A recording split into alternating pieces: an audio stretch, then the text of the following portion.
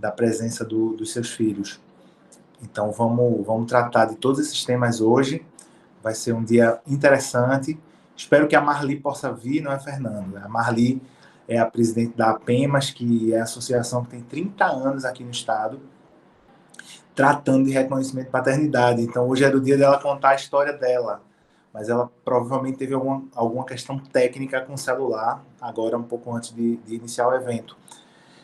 Mas, assim, eu acho que vale frisar, vale lembrar um pouco da história dele, já que ela não está presente ainda, né? A Pemas criou uma série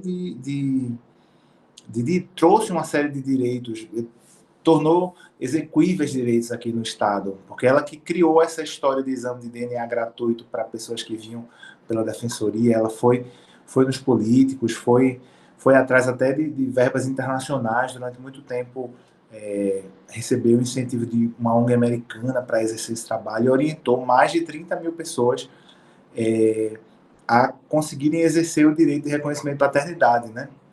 E esse direito, ele é um direito que tem uma história, porque durante muito tempo era muito complicado se exercer o reconhecimento de paternidade na prática. Era difícil, era caro, era custoso, né? As pessoas tinham que estar num cartório específico. Então, às vezes, quando o pai morava no outro estado, já tinha o custo de trazer o pai para o cartório. Era necessário lavrar uma ata notarial. As pessoas que não tinham recurso não tinham condições de lavrar essa ata. E quando o exercício do direito de paternidade não era consensual, ou seja, quando o pai não reconhecia a paternidade do filho, o DNA era caríssimo. Então, as pessoas que não tinham condições de realmente tocar uma ação de investigação de paternidade não faziam. Então, hoje isso se tornou algo mais fácil, né? Ainda assim, as pessoas ficam na via cruz e se pedem para a Defensoria Pública, o que vai acarretar uma certa demora, ou se tentam fazer isso custeando, e algumas pessoas não têm condição de custear R$ 300 do exame de DNA para dar seguimento a isso. Então, Fernando, volto a palavra para que você possa tocar aí as suas questões e a gente vai trazendo um pouco desse procedimento, desses pontos jurídicos que são tão relevantes. Vocês estão me ouvindo? Eu estou falando aqui por um canal do celular e vou apresentar pelo computador, então essa dinâmica também para mim é nova. E apesar de eu conhecer um pouco já da dinâmica do Google Meet, mas como eu estou apresentando agora, para mim fica um pouco até novo eu apresentar e falar por outro canal. Porque eu também estou, como eu falei, né, estava cuidando também de aceitar os convites. Deixa eu ver aqui a minha apresentação para ver se aparece para vocês agora, a partir de agora. Chegou aí para vocês? Chegou, né? Sim, chegou sim. Ok, eu vou falar um pouco para vocês, pessoal, em relação à situação da paternidade no mundo, né? Trazer também um pouco para o Brasil e um recorte aqui para Pernambuco, porque é o estado de onde eu falo, né? Inclusive até já peguei essas informações também junto ao IBGE. Deixa eu ver, achei aqui minha apresentação. Me apresentando para quem não me conhece, eu sou Fernando Alvarenga, compartilho conteúdo sobre paternidade e igualdade de gênero no Instagram Pai de Verdade, desde 2015, né, quando o Joana estava com Valentina com 7 meses na barriga, e no blog Pai de Verdade também. Na sequência que eu já criei esse blog, eu já tive parcerias também com outros colegas, inclusive o Geraldo Leles participou na segunda, que ele é do Instagram Só Sendo Pai. Sempre a gente fazia eventos, ações aqui voltadas à paternidade. Eu sou pai de Valentina, esposo de Joana, jornalista, atualmente repórter da CBN Recife. Para a gente justificar essa temática que a gente está apresentando hoje sobre a participação paterna, a gente tem dados do IBGE, né, que cai a participação de mulheres em cargos gerenciais no Brasil em 2016. Isso é uma pesquisa do IBGE, e mostra que apenas 37,8% das posições de liderança são ocupadas por mulheres naquele ano, né, contra 39% um ano antes e 39,5% um ano atrás, ou seja, esses números caíram, né, de 2014, 15 e 16. Além do preconceito a fazeres domésticos e filhos limitavam e limitam ainda essa ascensão feminina na carreira, né. A situação da paternidade no mundo, que é a ONG Promundo, ela fala que o projeto Tempo de Agir convoca todos os países a estabelecerem um objetivo nacional e global de que nós, homens e os meninos, realizem 50% dessas tarefas de cuidado, né? E estima-se que, de acordo com esses índices atuais de processo global, a igualdade entre homens e mulheres vai levar 75 anos para acontecer. Isso se a partir de hoje existisse essa equidade como objetivo de metas, né? Como se os poderes municipais, estaduais, federal, de todos os países se unissem e dissessem: a partir de hoje nós vamos garantir que 50% das atividades são feitas por homens. Isso levaria 75 anos para acontecer. Então isso é um dado muito sério e que a gente se coloca enquanto pais e homens a participar todo esse processo para que a gente possa realmente estabelecer metas e cumprir com a nossa função social, que é participar, que é cuidar, que é prover financeiramente também, mas no caso dividindo funções com a esposa, ou como seja a configuração dessa família, né? Qualquer relação que a gente fala aí de pai, independente de como ela seja uma relação homoafetiva, seja um pai divorciado, seja um pai adotivo, um pai afetivo, e essas questões técnicas depois a gente deixa para Cláudio destrinchar, porque existem questões legais para isso também, mas assim, em linhas gerais, todas as pessoas, todos os homens são pais, né? Independente de suas escolhas. As tarefas domésticas e os cuidados de pessoas consumiram em média 17,7 horas semanais em 2019, né? Apresentando uma ligeira queda em 2018, quando as tarefas domésticas consumiram 18 horas semanais. Foi observada uma predominância entre as pessoas não ocupadas, né, que fizeram essas tarefas, contra um pouco mais de 14 horas que estavam ocupados. Em relação a 2018, já que essa pesquisa foi de 2019, sendo divulgada ano passado, né, esse percentual de pessoas vem realizando atividades domésticas se manteve constante em 80%, e ampliando um pouco, né, verificamos um crescimento significativo desde 2016, ou seja, de 69,7% para 80%. Aqui em Pernambuco, pouco mais de 68% dos pernambucanos e 90% das pernambucanas se dedicaram às atividades domésticas, ou seja, a gente já vê aí um gênero em disparidade, né? Ainda não é nem 70% de homens e 90% das pernambucanas se dedicaram a alguma atividade doméstica em 2019. Esse número de horas trabalhadas também difere quando compara-se os gêneros, né? Enquanto as mulheres dedicaram 22,3 horas por dia de trabalho doméstico, os homens apenas 10,8, ou seja, é uma disparidade enorme. Essa pesquisa é de 2020. Em relação ao último ano, essa quantidade de homens que realizam essas tarefas domésticas apresentou esse crescimento de 0,6, é um crescimento tímido, saindo de 67,7 para 68,3. Então, constatou que entre nós homens que moram sozinhos, essa taxa de realização de atividades é semelhante à das mulheres, porque o cara mora sozinho. Mas o que eu quero chamar a atenção é que a gente ainda passa por um dilema social de que as mulheres executam mais as atividades da casa. A gente é muito comum ouvir as mulheres reclamando que estão cansadas, que estão exaustas, né, de vivenciar um cuidado com a casa, que isso é real, isso existe. Quem cuida de casa, seja homem, seja mulher, sabe o quanto é intenso. Eu tenho homens aqui que podem falar também que eu conheço essa rotina, mesmo que de longe, mas a gente sabe que é uma rotina real porque a gente já conhece essas pessoas de perto também, em vindas aqui ao estado, que é o Marcos Romeu, que se ele quiser abrir o microfone para falar também, que a esposa dele é jornalista e enfermeira. E quando ela precisa voltar ao trabalho, ele ficou sozinho com os dois filhos em casa. Ele tem Tarsila e tem o Ravi, e ele executa essas tarefas como qualquer um outro cara que cumpre a sua paternidade. Não é porque a gente defende uma paternidade ativa, o termo que a gente usa é até um pouco que existe um pouco de... Algumas pessoas não concordam com esse termo. Eu, em parte, não concordo também porque a gente não chama maternidade ativa. A gente sempre se refere à maternidade de uma maneira geral.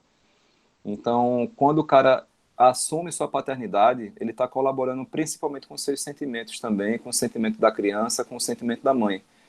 Porque ele está criando ali vínculos, né? Está criando laços de família, ele está criando vivências. Eu digo por mim, eu estou também estabelecendo rotinas que eu posso expandir meu crescimento humano, meu crescimento espiritual, e com isso a gente tende a ganhar mais. Minha filha fica mais feliz porque eu estou próximo a ela, eu estou cuidando, estou participando, estou orientando com uma maneira que eu acredito que seja melhor para ela. Eu costumo dizer que ser pai não é ser autoritário, não é ser aquele cara que, porque é pai, tem que mandar do jeito que ele quer.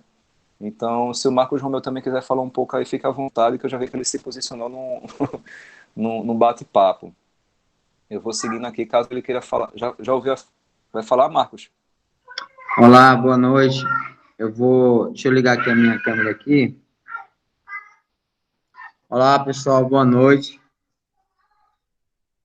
Boa noite. Queria parabenizar vocês pelo webinário, né? Parabéns, Fernando, que está sempre apoiando, né? É um prazer estar assistindo, um prazer estar ouvindo vocês. É sempre bom falar de paternidade e ouvir sobre paternidade, né? Vou ser bem breve, porque eu tô com os dois, a Jamile não está em casa e um dos dois está com febre, né? Tomou recentemente aquela vacina da gripe, tá meio febril. Eu acredito muito, né, que a gente precisa trabalhar, né? A gente precisa trabalhar a paternidade, a gente precisa trabalhar a igualdade, né? E eu parto do princípio que da nossa hashtag, deixa ele ser pai, né? Eu fui adotado pelo meu avô, 67 anos, quando me adotou, e tudo que eu aprendi com ele era que eu precisava trabalhar para prover segurança, né, e o sustento da casa. Quando eu casei com a Jamile, depois de muita conversa, muito diálogo, e, e ela foi me explicando isso, né, eu casei com uma mulher, assim, sensacional. Ela foi me explicando isso, foi mostrando a necessidade que tinha de eu exercer a minha paternidade, né? E aí eu decidi assumir isso. Como eu não tinha referências, o meu único ponto foi acompanhar ela em todas as consultas, em tudo. Então, comecei a participar da gestação, tanto que eu não falo a obstetra da Gemila, eu falo nossa obstetra, eu falo quando nós engravidamos, nossa gravidez, nossa gestação. Eu descobri que gestação não era a sete maravilha do mundo, né? Porque envolve muitas outras coisas. Na primeira gestação tivemos diabetes gestacional, na segunda tinha 6 meses que a Jamila tinha feito retirada de tireoide, então lutar contra os hormônios, né? Foi difícil para a gente, mas tudo isso foi para me fortalecer como pai. Foi vivendo, né? E convivendo com a minha esposa que eu aprendi a exercer a minha paternidade. Então eu falo, quanto mais eu participo da vida dos meus filhos, mais pai eu me torno.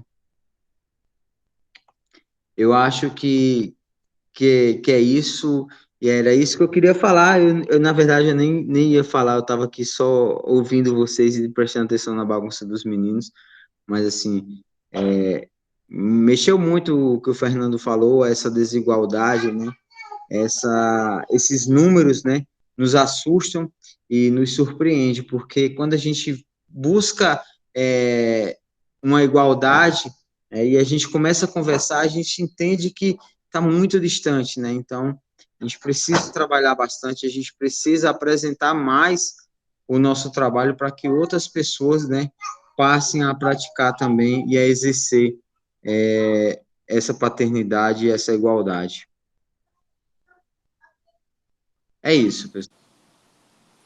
Obrigado, Marcão. Quem não conhece o Marcão ainda, ele tem muito ativo a sua paternidade também nas redes sociais, o Papai no Controle, quem puder segue lá, porque eu já tive o privilégio de conhecer essa família de perto aqui, mesmo que rápido, aqui em Olinda, a gente tomou um café juntos, né? Quando a Tina tinha uns 2 anos, a Tina está com 5 anos hoje, o Ravi está ali, ó, só conheço o Ravi por foto, e a Tarsila deve estar por aí também pela casa. E é um cara que ele falou uma hashtag que ele levantou para a gente, que é exatamente isso: deixa ele ser pai. Ao modo que esse pai queira exercer sua paternidade, sua vivência, ele vai estar ali para poder desempenhar, aprender também ele teve a chance que a esposa dele conheceu e entendeu essa necessidade também dele participar enquanto pai. Existem relatos no nosso grupo de pais também de homens que falam que às vezes a esposa não reconhece essa paternidade, não entende que o cara também participa e às vezes chega até a dificultar, que são barreiras culturais que a pesquisa da ONG Pro Mundo traz para a gente em relação a esses dilemas sociais que a gente ainda enfrenta, né? Trazendo os dados da pesquisa ainda para o slide que eu estou apresentando, as questões também como escolaridade, cor ou raça também são determinantes nos afazeres domésticos. Isso aí é um detalhe de relação às pessoas pretas e pardas, são as que realizam mais atividades domésticas quando comparada com as brancas. É um outro recorte social. E outro detalhe aqui é que a questão embora, porque está mais em destaque, né? Embora de forma ainda tímida, se percebe um aumento sustentado no tempo da participação de nós homens em atividades domésticas. No último ano, no caso em 2019, essa diferença caiu de 23 para 21,7, ou seja, a pesquisa foi divulgada em 2020, mas os dados são de 2019 comparando com 2018. Ou seja, em 2019, ainda 21% dos homens fazem atividades domésticas, enquanto em 2018 era maior, 23%. No caso, caiu, né? Ou seja, mais homens estão participando dessas atividades, mesmo que timidamente. É uma diferença pequena, mas já começa a ter essa percepção de que homem também deve cuidar dos afazeres domésticos da casa, né? Tem um documento da Unicef, né, elaborado pelos Fundos das Nações Unidas para a Infância, que o pai ativo, no caso, é um termo que eu botei em destaque porque é um termo que a gente ainda utiliza muito como um dilema, né, porque pai é pai, né, não é pai ativo. Pai tem que ser pai. Mãe é mãe porque pai é pai ativo, né? Existe esse dilema nesse termo. E aqui até queria a opinião de vocês também para poder ter esse termômetro social. Aí a pesquisa diz que o pai é aquele que mantém uma relação do provimento financeiro. E é isso que nós pais defendemos desse movimento, que o pai é aquele que participa, né, com carinho, com afeto, com cuidado. Eu já vi uma vez, eu estava na casa de praia nessa pandemia, na casa da sogra, trabalhando, home office. Valentina estava brincando com a mãe dela, com Joana, minha esposa, e eu vi na hora que teve um pai que a menina começou a chorar e o pai fez, não, não, vá resolver isso com sua mãe. Ou seja, eu vi que ele estava sentado no terraço, vendo televisão, e a criança precisou de algum momento ali dele, estava chateada, estava angustiada com alguma coisa que para a gente adulto chega a ser uma besteira, né? Mas a gente não deve julgar o sentimento da criança, deve sim acolher. Isso já é outro termo que a gente pode trabalhar em outro momento, a questão da comunicação não violenta, o acolhimento. E esse homem teve chance de estabelecer esse vínculo, criar essa paternidade mais afetiva, né? E ele simplesmente jogou para a mãe resolver, porque ele julgou que ele não saberia, que ele não estava afim, estava cansado. E eu também estou julgando ele, porque pode ser que em outro momento ele tenha acolhido essa criança. Mas eu tinha observado vários dias que ele estava nesse condomínio e eu não notei muita presença. Então eu meio que estou realmente afirmando que ele não deixa para que a esposa resolvesse essas situações. E é o que a gente deve se deparar ainda muito socialmente, porque quando eu falo desse grupo de pais que eu participo, que eu falo com eles, desses caras que dividem funções, que botam a mão na massa, que trocam fralda, dão banho na criança, que ficaram madrugadas acordados com as crianças também. Então, as pessoas ainda têm estranheza. Eu costumo até falar brincando, é um grupo de homens e que não existe fotos de mulher nua, porque bem lá no início, quando algum pai tentou colocar alguma foto ou alguma coisa mais pesada no assunto, num contexto até pornográfico, imediatamente os homens se posicionaram explicando que o grupo é focado na paternidade. Então, para você ver que culturalmente é possível, socialmente é possível, basta as pessoas terem essa consciência, querer. E o Marcos até complementa aqui, ó. Pai é aquele que busca exercer todos os cuidados, seja financeiros, emocionais e todos que vierem a existir nessa relação familiar, né?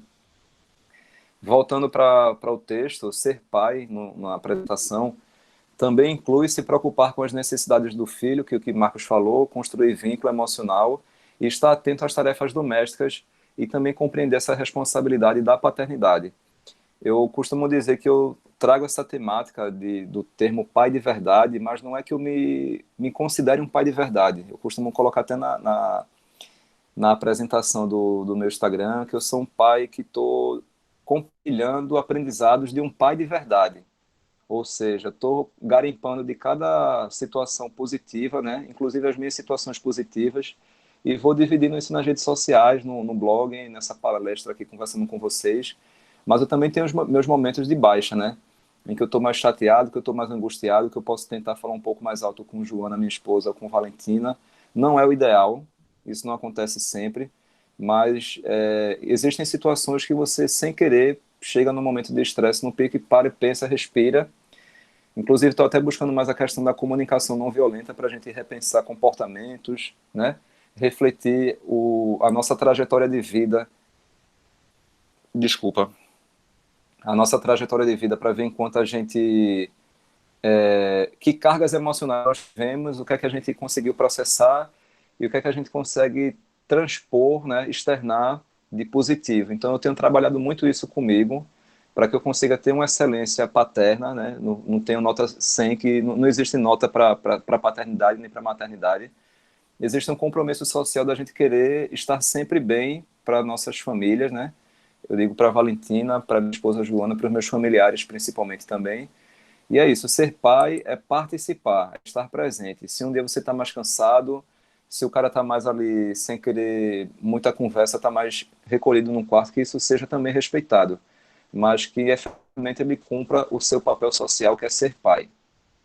O relatório da situação paternidade no Brasil, Tempos de Agir, do Instituto Promundo, mostra que 83% dos pais brasileiros relataram em 2019 brincar com crianças, enquanto 46% relataram cozinhar e 55% dar banho. Isso significa que essa parcela representativa da população ainda acredita o papel do cuidar a figura feminina. E culturalmente ainda é muito compreendido dessa maneira, né? Porque eu tenho até exemplos na minha família que quando minha mãe ela estava um pouco cansada ou chegou da rua ou estava fazendo alguma coisa em casa, não sei, e meu pai chegava do trabalho e minha mãe não queria colocar o almoço dele, a minha avó reclamava com ela porque ela não tinha colocado o almoço do meu pai. E minha mãe sempre foi muito brincalhona e dizia assim: ah, mas ele tem braço, tem perna, ele pode ir na cozinha, o almoço está no fogão, ele coloca sem problema nenhum. Mas para ela isso era uma afronta, porque ela entendia que ela tinha a obrigação social de colocar o almoço do meu pai. Então, como eu cresci vendo isso, eles dividindo funções, meu pai não questionava, não ficava chateado com minha mãe por isso. Eu hoje nunca cobrei da minha esposa porque ela não coloca meu almoço e nunca foi obrigação dela. Eu chego do trabalho, vou fazer uma comida para mim, ela está cansada porque cuidou da minha filha, fez alguma coisa em casa, a gente não tem essa questão de isso é obrigação. Hoje, por exemplo, eu cheguei aqui bem corrido, vim comprar algumas coisas no mercado, cheguei em casa, fui aqui montar umas falas minhas e ela tinha preparado um pão para mim, um sanduíche, e colocou minha bebida para eu tomar. Então, assim, quando pode, massa, muito bom. Quando não pode também, ela não tem obrigação, porque ela não é minha empregada. Ela não é funcionária minha. Nós dividimos funções e combinamos relações sociais. Que isso fique bem explicado para outras pessoas, que a gente sabe que isso é uma coisa muito restrita ainda, porque eu tenho até situações na família de que eu já presenciei parentes simplesmente se deita no sofá e espera que a esposa coloque a comida da pessoa. E isso me machuca porque eu digo, poxa, aquela pessoa ali não tem uma obrigação. Se mas assim, se coloca na posição de que é obrigado. Não é porque a pessoa está afim e hoje fulano está cansado, hoje fulano pediu para eu colocar, por exemplo, eu vou colocar. Mas assim, eu notei que é uma relação como se fosse de obrigação porque entende dessa maneira ainda. Então, isso existe muito ao redor. Eu também tenho os meus defeitos, não estou aqui para apontar erros de ninguém, mas é que a gente consiga refletir, consiga dialogar, consiga trazer esses números para uma conversa social, de ambiente de trabalho, familiar também, né? As pessoas que me conhecem no trabalho sabem que eu constantemente estou falando de paternidade, estou trazendo um exemplo meu, até minhas angústias também, quando eu estou um pouco cansado, quem trabalha mais perto de mim sabe disso, eu sou muito aberto a essas questões, não fico me protegendo, converso também com os pais do grupo, busco muita experiência deles também, então quando a gente está afim de buscar, está afim de aprender, está afim de compartilhar, a gente tem mais a tendência de dividir essas funções dividir os anseios também, os medos. Então, se você conhece um homem que está aí com medo, está aí angustiado, ou que não exerce sua paternidade, que não está afim por questões culturais ou medo também, diga ele que é possível. Diga ele que vem conversar comigo no Instagram, a gente bate um papo, a gente joga uma real, não precisa se apresentar, conversa por voz também, para um desabafo. Mas a gente está aí para trazer essa rede. Eu conheço vários pais que eu posso indicar também, porque existem várias paternidades nesse meio que a gente vive. Um pai mais participativo no sentido de cuidados da casa, no sentido de ser mais midiático, no outro faz mais eventos, o outro faz mais pesquisas. Então, são vários pais formatando esse mosaico da paternidade, né? Trazendo para os dados aqui da apresentação, esses estereótipos de gênero também podem interferir na participação do pai durante a gestação. De acordo com a psicóloga e psicanalista Gabriela Cirilo, que ela é professora do Departamento de Ginecologia e Obstetrícia da Faculdade de Medicina de Minas Gerais, o pai que participa da gravidez, além de contribuir para o conforto da mulher diante de tantas mudanças, ele colabora para criar esse vínculo familiar entre pai, mãe e filho antes mesmo do nascimento. Eu digo por experiência própria, porque Valentina, quando estava na barriga, eu ficava aqui só eu digo que é abestalhado mesmo, porque um Zé Bobão, porque eu ficava altos papos na barriga de Joana, no umbigo ali, falando, cantando, cantarolando ali, alisando a barriga, e quando ela mexia, provavelmente por sentir a presença paterna também, né, eu fico nesse dilema, mas assim, a voz, existem estudos que falam sobre isso mesmo, né, desse vínculo de reconhecer a voz, e para mim era uma coisa de Deus mesmo, é muito gratificante. Quando eu cantava uma música, quando eu estava ali próximo, conversando, falando pelo umbigo, eu ficava assim, feito um abestalhado mesmo. E até hoje esse vínculo ele existe e é muito gratificante. É intenso, é cansativo. Eu não romantizo a paternidade, porque a gente não deve romantizar, mas assim, deve estar ciente das nossas funções, da nossa obrigação. E é muito incrível quando eu vejo hoje Valentina, que eu estou ali jantando, ela vem me dar um beijo do nada no rosto, ou ela tomou uma vitamina uma vez e disse: papai, essa vitamina é a melhor vitamina do mundo. Mas também quando ela está chateada, ela diz que foi o pior dia da vida dela. Então, é muito incrível ver esse discurso de Valentina, ver essa vivência dela, essa troca de experiências familiar, trazendo esse complemento social. E é muito bacana porque eu me sinto bem, eu me sinto realizado e me deixa muito feliz eu vendo todo esse crescimento de Valentina, né? E existe realmente esse vínculo familiar. Joana já chegou a dizer várias vezes que se não fosse também a minha participação, as coisas ficariam mais pesadas, porque é muito intenso. Tem dia que a gente está aqui super cansado, principalmente nessa pandemia. É cansativo. Hoje mesmo a Valentina estava sem querer colaborar para querer ir dormir. Joana foi pegar um material de escola de Valentina na casa de uma mãe da escola também, já para pegar ela num percurso. No caso, Valentina sair de casa para ir num percurso e tentar já dar esse cochilo, porque tem dia que ela não quer dormir fácil também, já com essa questão desse cansaço e estresse, né? E às vezes ela tem dia que ela não quer dormir bem, demora um pouco a dormir, então é muito intenso. Então é importante que os pais e as mães dividam essas funções, né? Eu queria dar uma pausazinha para ver se Cláudio quer dar uma palavrinha aí para complementar as ações dele, porque Joana chegou aqui. Pode ser? Meu querido, posso complementar. Deixa eu te pedir uma coisa. Pois Dá uma não. olhadinha se tem alguém querendo entrar, que algumas pessoas relataram que tentaram. Liberei aqui agora, que como o microfone estava o fone estava desligado do computador, não consegui ouvir. Entendi. Mas já liberei as duas pessoas que estavam. Tem mais aqui. Todo mundo. Okay. Boa noite. Boa noite, Adnilson. Boa noite, Elise. Eu tentei entrar. Boa noite. Vezes. Eu já ia desistir, eu achei que estava com o link errado. Me perdoe, foi culpa minha. Desde 8 horas e 2 minutos, mais ou menos. Poxa. Aí eu tentei de novo. Aí agora eu já ia desistir, mas eu disse, eu vou tentar mais uma vez, né? Você não pode desistir, que você contribuiu muito na segunda-feira. Bondade sua. Mas eu disse, eu vou tentar, porque eu demoro para desistir, entendeu? Estou notando. Se eu não fosse insistente, eu não teria entrado. Eu vou parar um pouco a minha apresentação para a Cláudia falar um pouco, daqui a pouco eu retorno. Então, pessoal, o Fernando estava falando sobre essa questão da paternidade, né? Ele, inclusive, trouxe essa provocação de se a gente utilizaria o termo paternidade ativa ou simplesmente o termo paternidade. Eu concordo com ele que o ideal era que a gente pudesse trazer a expressão paternidade sem precisar adjetivar como ativa, não é? Mas talvez até para efeitos didáticos, né? A gente precisa diferenciar uma paternidade que está presente, que participa, né, da vida do filho de uma forma mais ampla, como ele conceituou e colocou, da paternidade puramente formal, sem grandes participações. O que é que eu entendo disso tudo que o Fernando colocou, né?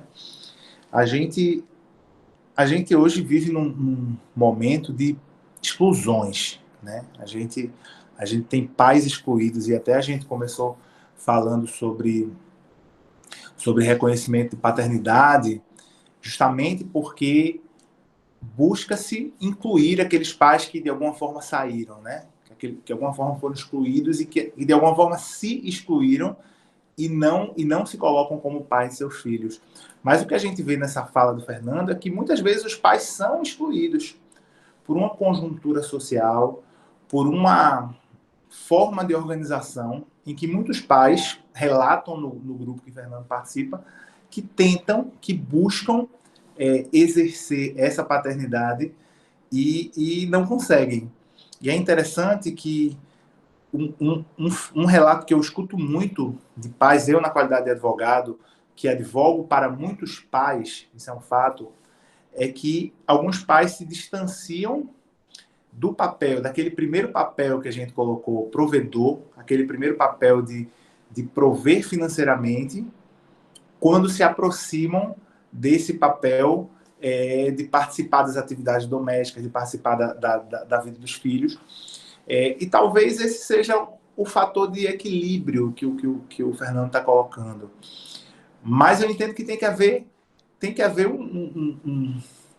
uma cautela para que isso não faça com que o problema se reverta, Fernando. Depois eu queria ouvir a tua opinião sobre isso, porque eu já ouvi relatos na advocacia de pessoas que disseram, olha, o meu casamento desandou no momento em que eu busquei exercer a paternidade e não consegui mais ser o provedor da casa. Então, isso também traz reflexos na nossa cultura. Então, a primeira provocação que eu queria trazer era essa.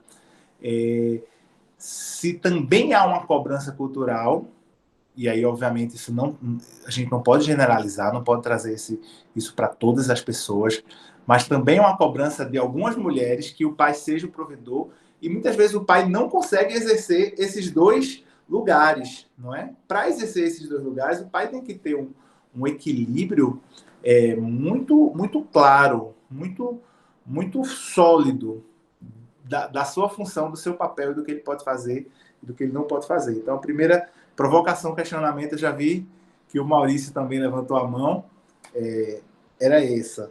Segunda questão, quando você falou da paternidade com a comunicação não violenta, eu sou entusiasta disso. Hoje a gente usa a comunicação não violenta no direito de diversas formas, sobretudo na resolução pacífica, na resolução autocomposição, composição dos litígios. E, ao mesmo tempo, a gente tem que buscar não violência, mas exercer essa função que é arquetipicamente paterna de colocar o limite. Então, a gente tem que ter muito cuidado para a paternidade afetiva não se tornar uma paternidade sem limite. Porque aí vai ser uma não paternidade. Não é? Então, a gente tem que entender que o ser pai significa também colocar o limite. Não significa você deixar de ocupar a sua função e virar amigo do seu filho. Não significa você ter medo de magoar, porque muitas vezes o pai ele vai ele vai magoar. Não precisa da violência para isso, mas muitas vezes ele vai magoar. E o terceiro ponto que eu queria comentar é que essa construção que a gente está trazendo é uma construção histórica. Então, novamente, do ponto de vista arquetípico, a mulher, ela sempre esperou segurança do homem. Porque em alguns momentos o homem saía para caçar, o homem defendia e a mulher ficava lá. Então, essa construção histórica, ela deriva de uma mudança da nossa sociedade. Hoje, a nossa sociedade vive uma situação diferente. Hoje, as mulheres e os homens ocupam as mesmas funções. Hoje, depois de muitos e muitos anos, eu vi esse mês uma matéria de que existe mais mulheres advogadas do que homens no Brasil. Depois de muitos e muitos anos, a gente chegou nessa realidade. Eu achei que isso já acontecia há muito tempo. No nosso escritório é 2 para 1, né? Mas hoje a gente tem mais advogadas mulheres do que homens. Hoje a gente tem mais mulheres em várias funções. Mas durante muito tempo não era assim que funcionava. Então, havia essa expectativa. E eu queria tocar só um quarto ponto para saber, enfim, ouvir sobre de vocês, é justamente essa questão que hoje a paternidade ela não deriva apenas da reprodução, né? Hoje a gente pode ser pai a partir da reprodução. Hoje a gente pode ser pai a partir da adoção, já é algo comum. E hoje a gente pode exercer essa paternidade socioafetiva. Isso está cada vez mais presente no nosso direito, é cada vez mais comum a gente vê julgados nesse sentido, e até isso surgiu um conceito do qual derivaria a paternidade, que é o conceito da posse do estado de filho. É você ser tratado como filho, é você criar um vínculo afetivo de filiação, e isso hoje traz consequências patrimoniais. Hoje a pessoa falece e vem alguém que nunca foi filho e que nunca foi adotado e diz, opa, eu quero um pedaço da herança, porque eu era um filho socioafetivo. E hoje a gente tem várias discussões. Veja, isso é completamente perturbador no ordenamento jurídico, a ideia de aparecer alguém que nunca foi adotado, que não era um filho biológico e que comprova que era tratado como um filho e por isso deve participar de uma herança. Então eu queria saber como vocês veem essa nova realidade.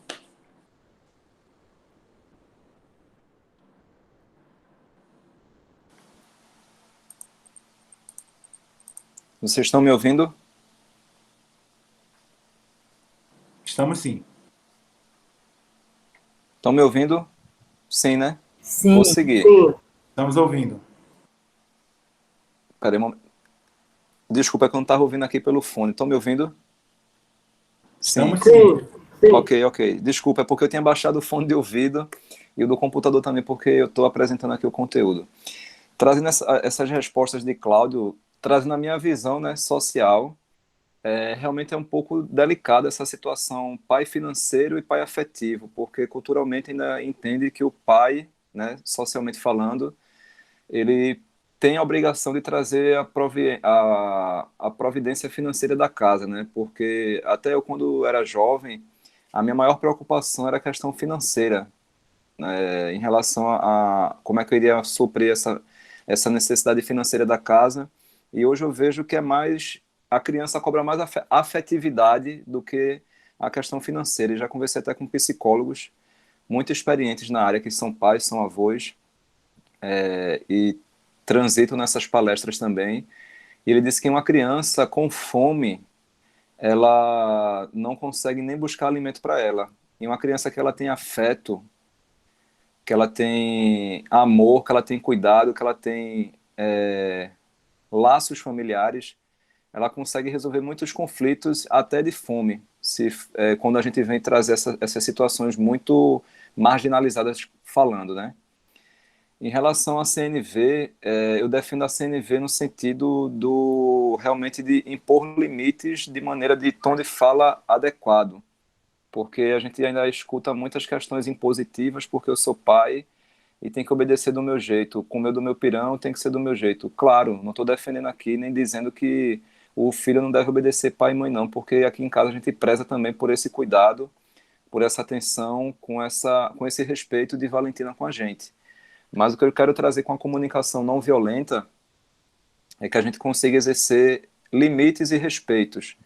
Eu comecei a ler a comunicação não violenta e entendi que quando eu coloco minha filha para refletir do que ela está fazendo, mesmo aos 5 anos, muitas vezes eu consigo resultados do que se eu fosse ser mais autoritário eu não conseguiria, como eu já fui em alguns momentos.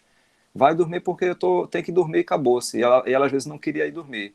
Quando eu chego para conversar com ela, que eu desço na altura dela, que eu olho no olho dela e faço ela refletir, Valentina, que tal você ir dormir, porque amanhã você tem aula, amanhã você pode acordar cansadinha, ficar chateada para a aula, e trago ela para essa reflexão. Então, com essa comunicação não violenta, eu trazendo empatia, entendendo o lado dela, eu digo, olha, eu entendo que você está cansada, eu entendo que você está chateada, que você não quer dormir, ou que você não está com sono, mas geralmente ela está com sono. O que ela não quer aceitar é que ela está cansada e precisa dormir. Então eu trago ela para essa reflexão, impondo limites também. Até porque eu já costumo brincar aqui com ela que eu digo que tem coisas que ela faz, mas isso é muito chato, feito hoje. Ela não queria fazer uma tarefa da escola hoje pela manhã. E eu tendo que limpar também o cocô da cachorra, porque minha esposa estava na rua, e dar banho, tomar banho para ir trabalhar ainda, deixar as tarefas delas toda pronta, porque tinha que levar para a escola tudo hoje para poder trazer as tarefas novas, porque as aulas estão online. Desculpa, eu tentando administrar tudo isso e convencê-la a fazer a tarefa sem impor meu impositismo, minha imposição no caso, né? Conversei, expliquei da necessidade, trouxe para ela aqui, eu digo, Valentina, quando você está fazendo a tarefinha, você está aprendendo, aí eu trouxe, você não quer viajar pelo país, pelo mundo, conhecer outros lugares, como a gente já fez isso, tivemos a chance, quando você chegar num local que você não souber ler, que você não souber falar aquela língua, que você não souber contar um número para pedir um suco, tu acha que isso vai ser legal para tu? Não, né? Porque papai vai pedir o suco dele e tu vai ficar sem saber pedir. Então eu trago essa reflexão para ela e 98% ela tem a tendência a fazer o que eu estou pedindo, sem eu ser impositivo. Então isso é comunicação não violenta. Claro que existem especialistas que trazem o assunto com mais detalhe, eu estou trazendo também a minha experiência e é disso que eu falo. Por isso que eu trago que eu sou a favor da comunicação não violenta e o pai e a mãe sendo pai e mãe, não é aquela coisa de virar amigo, porque a comunicação não violenta ela traz a premissa de que você pode falar o que você está sentindo, de maneira que você fale de maneira que você fale sem machucar a pessoa, né? Você seja verdadeiro e traga a reflexão para ter empatia naquele diálogo, né? E muitas vezes eu digo para ela, papai está um pouquinho cansado, papai não gostou do que você fez, mas é importante que você entenda que você tem que fazer isso porque é para o seu bem também. Você concorda? Aí eu deixo ela refletir. Aí geralmente ela cede. Então, nessa dinâmica de comunicação, nós vamos tentando trazer esse entendimento. E se eu não responder algum item, por favor, me diga, porque a gente volta, tá certo? Eu estou tentando trazer o que eu saí pontuando e o que eu estou respondendo dentro do que foi questionado. Essa questão histórica realmente é muito sério isso, porque ao longo desde o homem das cavernas, que os homens saem para caçar, né? E hoje ainda existe essa questão de que a mulher fica em casa, não mais hoje, né? Mas assim, entendia-se na época das nossas avós, por exemplo, em uma situação ainda muito delicada e muito sensível mesmo, porque não é todo mundo que entende como a gente está falando. E não é que seja obrigado a ser dessa maneira, porque existem famílias que vivem dessa forma e vivem muito bem. Não existe briga, não existe. E a gente quer isso, a gente não quer. A nossa mensagem é para que haja entendimento, para que haja respeito. Não é que seja impositivo, porque eu sou homem, eu tenho que prover financeiramente, porque você é mulher, você tem que ficar em casa cuidando dos filhos. Se existe esse acordo social e é aceitável, tudo bem. Mas muitas mulheres vivem isso sem aceitar.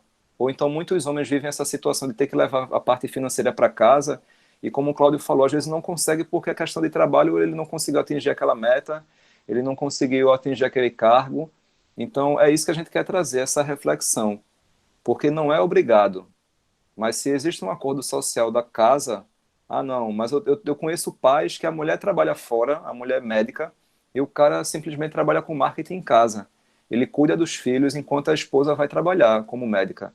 Então, existe essa aceitação. Então, cada casa, cada família vai se configurar ao seu modo, né? Cada casa vai se configurar também ao seu modo até espiritual. Então, a gente quer que as pessoas... A gente quer não, a gente pede, né? Que essa paternidade seja respeitada no sentido de que o homem ele deve participar, a maneira com que ele tem essa possibilidade, e a mulher também, e nada seja impositivo. Exatamente, Cláudio, cada família tem sua realidade e é isso que a gente defende no nosso movimento. Agora, a gente apresenta a nossa paternidade, o nosso jeito de ser, a gente divide os nossos aprendizados, as nossas funções. E a gente queria que outros pais participassem, porque a gente escuta muitos relatos de mulheres que chegam para nós. Eu já tive até relatos, se vocês não acreditam, de mãe que chegou para mim no inbox do Instagram dizendo que o pai não faz aquilo que diz que faz na rede social. E fiquei um pouco, mostrei até ajuda, digo, olha, lê isso aqui. E fiquei preocupado porque o cara chega para mim para falar, que massa que tu faz isso, não sei o que, não sei o que. Mas na prática, ele não exerce uma paternidade efetiva como ele se diz participar. A gente até costuma brincar que existem os pais blogueiros, que eu conheço muitos do grupo, e que são ativos com lançamento de livro, com eventos, com palestras, com ações sociais.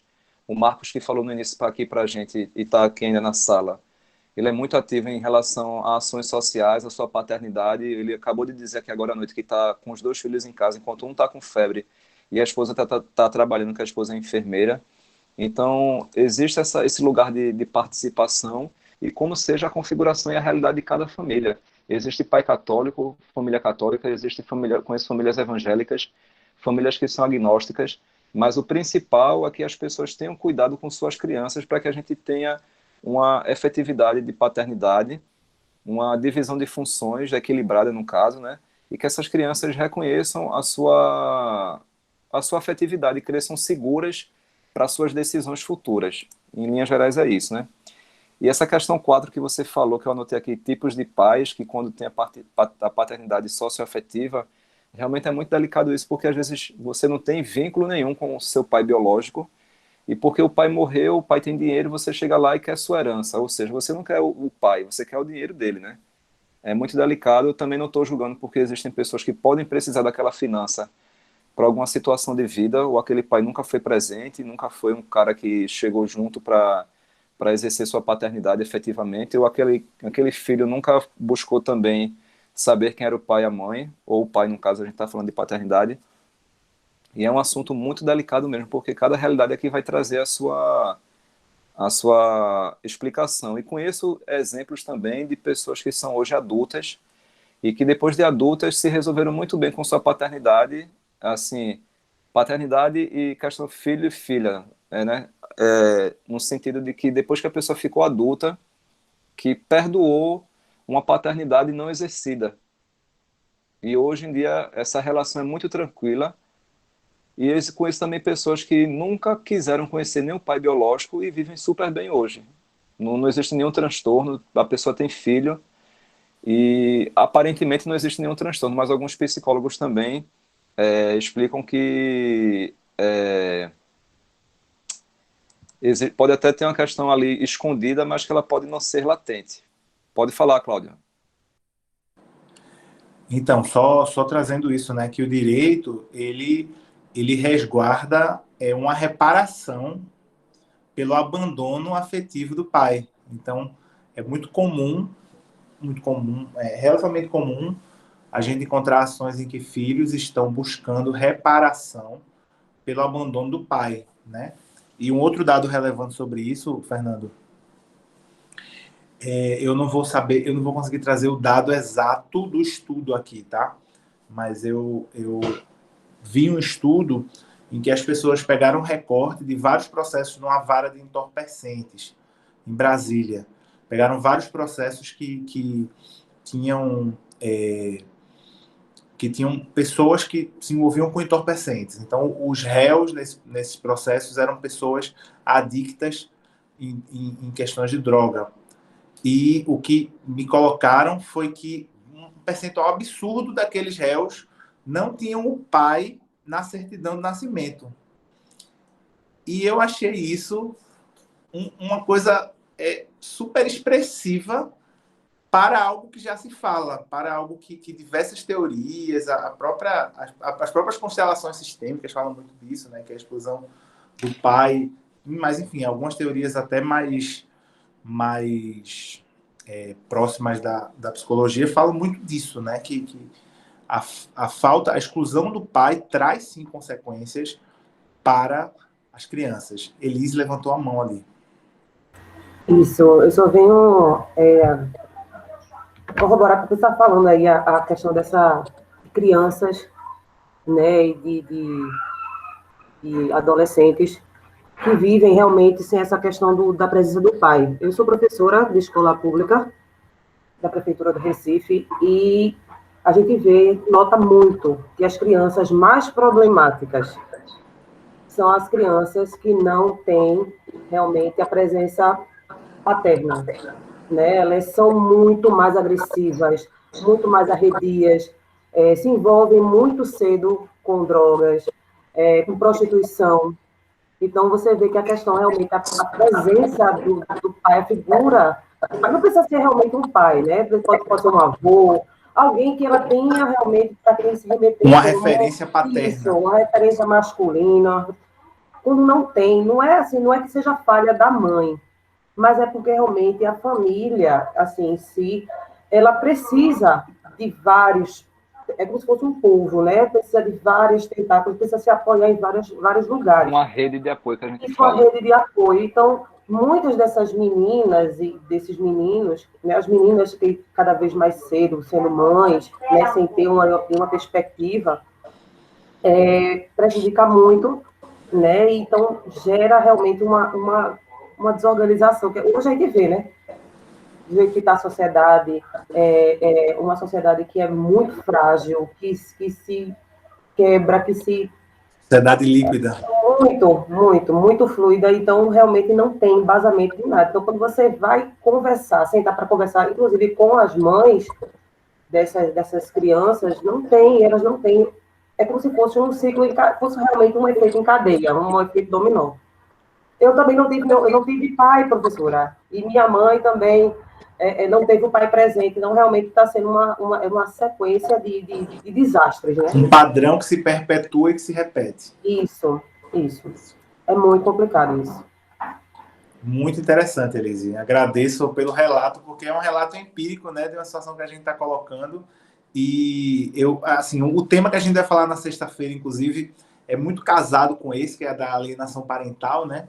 E eu, como advogado, uma cliente chega para mim e diz: doutor, esse meu marido é um cafajeste, ele fez isso, e o que eu quero é que ele tenha visitas supervisionadas a cada 15 dias.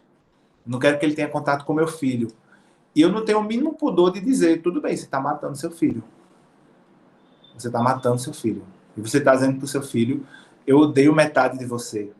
Porque se o seu filho é metade sua e metade dele, você está destruindo seu filho. Então, isso é um tema delicadíssimo, né? Mas quando a gente fala da exclusão, do pai que se excluiu, né? E aí vale até desdobrar essa questão, Fernando. Só lembrar que o nosso amigo levantou a mão lá no começo, quando eu estava falando, não sei se você vai querer falar. Que é justamente o fato de que muitas vezes o pai, como ela falou do padrão, se exclui da paternagem, porque para ele é muito doloroso estar ali. Porque muitas vezes ele teve uma experiência infantil muito dolorosa, ele teve uma experiência muito difícil. E quando nós, pais, olhamos para os nossos filhos, nós revivemos todas as dores da nossa criança. Então, é muito fácil até a gente apontar para o pai e dizer: mas ele é um pai que se excluiu. Mas muitas vezes esse pai que se excluiu teve exclusões na sua vida.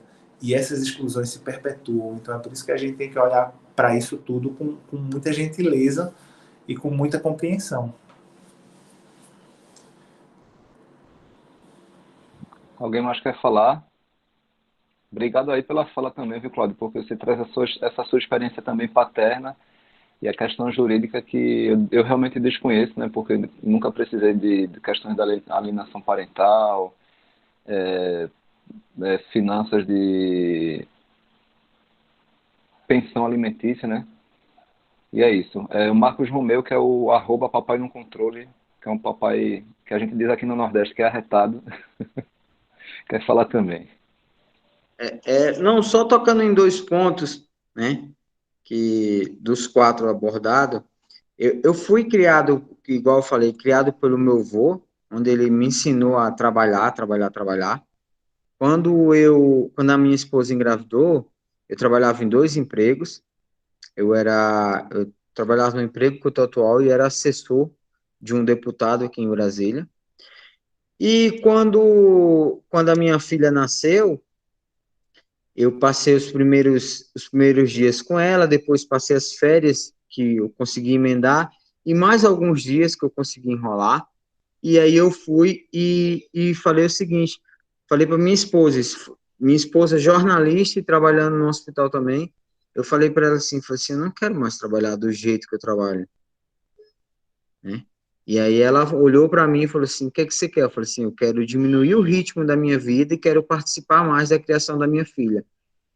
Eu confesso para vocês que isso é muito difícil, né? Eu entrei, quando eu fiz aquilo, eu respirei, cheguei em casa e falei assim, pronto, agora eu tenho mais tempo para minha família, para minha filha, assim, que era o objetivo principal, mas eu sofri muito porque eu entrei num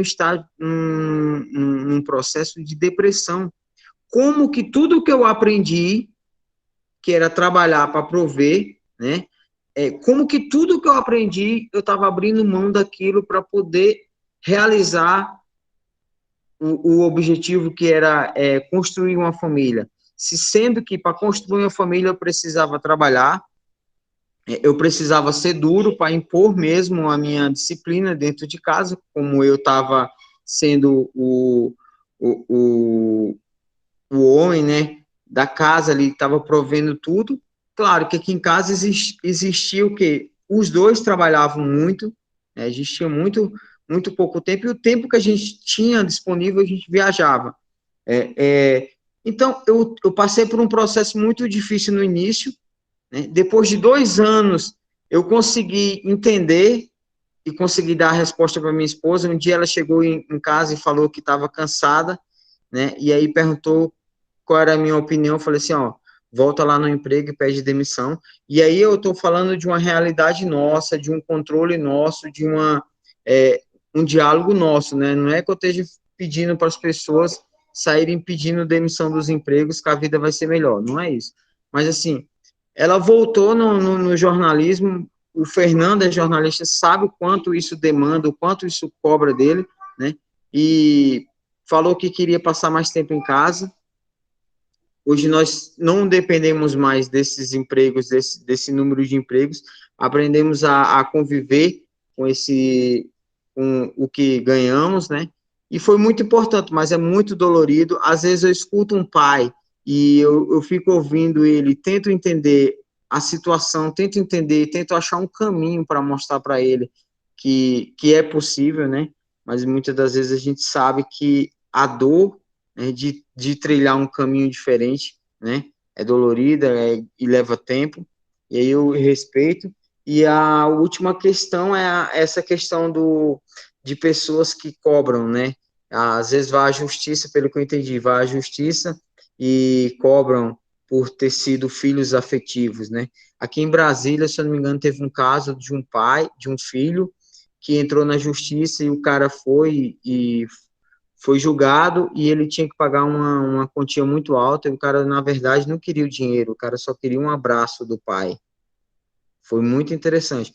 E, assim, eu acredito muito que filhos são todos aqueles, claro que eu nunca tinha levado para esse lado de herança, esse lado financeiro, mas eu acredito muito que filhos são todos aqueles que passam por você, né? Então, sempre que eu tenho a oportunidade de conversar, por exemplo, que no meu condomínio, eu moro em um condomínio, né? Eu tenho um espaço, eu construí esse espaço para os meus filhos, eu estou reformando um outro espaço ainda maior, que é para os meus filhos, e eu estou reformando junto com eles, né, sem a ajuda de outros profissionais, assim, e tem muitas crianças do condomínio que vêm aqui para casa, E aí eu olho para eles e vejo essa responsabilidade. Eu falo assim, eles não são meus filhos biológicos, mas naquele momento eu me sinto pai. Né? Eu me sinto pai quando eu estou palestrando para casais grávidos, eu me sinto pai daqueles casais. Então eu busco mostrar isso. Então eu não tinha reparado a questão financeira, porque agora eu vou ter que prestar atenção nisso. Mas assim, eu acredito que pai é todo aquele que passa pela sua vida e você consegue levar um pouco, né? Você consegue levar uma essência daquela pessoa. É isso que eu tinha para falar, completar. Eu estava aqui ouvindo vocês aqui e meditando. E complementando o que você falou, Marcos, o Marcos ele é modesto porque ele construiu uma casa na árvore, lá em Brasília. Eu tenho fé em Deus que um dia a Valentina vai brincar lá ainda nessa casinha com Tarsila e com Ravi, porque é um pai que participa, um pai que cria vínculos afetivos, um pai que é inspirador também, porque ele cumpre muito bem a missão dele aqui na Terra e me inspira também enquanto pai, porque eu não sei nem colocar direito uma madeira encostada na outra e o cara construiu uma casa na árvore. Você tem que aprender, você tem que pegar um modelo lá com ele e fazer na sua casa. Pois é, pedi para fazer um tutorial para fazer isso. Fernando, todo pai tem no seu coração um pouquinho de Rodrigo Hilbert. Pois é, eu tenho que aflorar isso no meu, porque Marcos constrói uma casa na árvore, isso é arretado. E o que eu acho, assim, o que eu fico muito feliz, não é quando eu sou convidado a fazer, né, porque eu não tenho esses dotes, tá, eu sou o cara que dou uma olhada ali e começa a fazer, chama os meninos aqui, a Tarsila e o Rabi, para me ajudar, e aí começa a fluir o serviço. Mas eu fico muito feliz, e aí eu aproveito a oportunidade quando eu sou convidado, né, para dar uma olhada em um projeto que às vezes a pessoa... Hoje mesmo, o gestor da empresa que eu trabalho foi lá na minha sala e falou que tinha uma árvore numa chácara e queria construir uma casa na árvore, né? E aí eu aproveito a oportunidade, falo assim, cara, eu tenho o maior prazer em te ajudar, mas eu quero que você faça com seu filho, eu vou estar lá só de suporte, né? Então eu vejo que isso já trouxe muitos frutos, né? Então, eu acho que é um investimento maior que a gente tem, e aí é onde abraça aquela paternidade afetiva aí, que acaba envolvendo todo mundo. Obrigado, Marcão. Um abraço aí na família, que essa família inspira daqui também. Alguém mais quer falar, pessoal? Que a gente fala muito aqui, terminando que algumas pessoas podem querer se posicionar e a gente não está dando chance, né? A Adnilza levantou a mão. Pois não, Adnilza? Eu levantei, não sei para quê. É tanta coisa para falar que eu não sei por onde começar. Porque... Faça uns tópicos aí bem objetivos para a gente seguir. A gente quer ouvir tudo. Porque, na realidade, eu conheço melhor a questão da mulher. A questão da mulher, a questão da mãe, a questão da mulher, que no Brasil, cerca de 45% dos lares tem como chefa da família e como provedora as mulheres, né? Assim como Elise falou também, eu trabalho em escola também, escola pública, e eu conheço bem essa realidade que ela falou, de muitas crianças que não conhecem o pai, que algumas vezes não tem o nome do pai na certidão. Quando essas crianças vão crescendo, assim, no Fundamental 2, por aí, que percebe que não tem o nome do pai, é um drama muito grande que acontece. E nas escolas públicas, principalmente, né, a gente percebe que as famílias são famílias muito femininas. Tem a mãe e tem a avó das crianças, né? E algumas vezes tias. Quem vai na escola para resolver as paradas dessas crianças são justamente a avó, a tia, a mãe foi trabalhar. Então, algumas vezes a avó é que é a provedora, algumas vezes a avó aposentada. É uma coisa, uma configuração familiar mais ou menos assim. Para mim, esse grupo aqui está abrindo assim um universo, uma coisa que eu nem sabia que existia. Pais querendo ser pai, essa questão da comunicação não violenta, eu nunca tinha escutado essa expressão. Na minha realidade de filha, né, que eu também fui filha um dia, eu nasci um bebê, né? Estou aqui vovó, mas nasci um bebê. o meu pai não era violento. Aliás, o meu pai era contrário. Ele era contrário a essa questão do filho ser espancado ou levar chinelada. A minha mãe, às vezes, dava umas chineladas. A gente também aprontava muito, a mamãe dava umas chineladas. Quando meu pai chegava, se ele chegasse nessa hora, era uma confusão muito grande. Por acaso, até, meu pai era militar da aeronáutica. Até por acaso que ele foi ser militar também, né? Ele não tinha espírito nenhum de militar, mas enfim. Só para dizer que meu pai, ele era totalmente contra essa questão de ter que bater no filho, na filha, para educar. Papai era contra. Então, eu não tive essa realidade, também não vivi essa questão com o marido. Hoje em dia eu sou viúva, né? Mas não vivi também com o marido.